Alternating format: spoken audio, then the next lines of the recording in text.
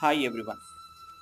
పాదాలను శుభ్రంగా కడగటం ఎందుకు పవిత్రమైన ఆచారం అని అంటే, మీ పాదాలే భూమిని తాకే మొదటి భాగం.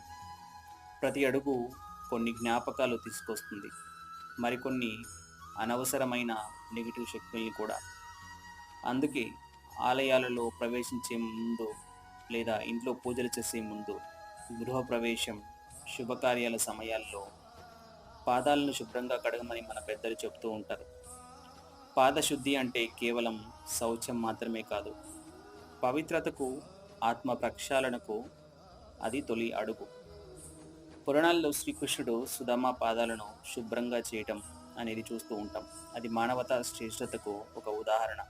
అక్కడ భక్తి ఉంది కాబట్టి భగవంతుడే ముందడుగు వేశారు. మన పాదాలు శుభ్రంగా ఉంటే మన ఇంట్లో ప్రవేశించే శక్తులు కూడా పవిత్రంగా మారుతాయి.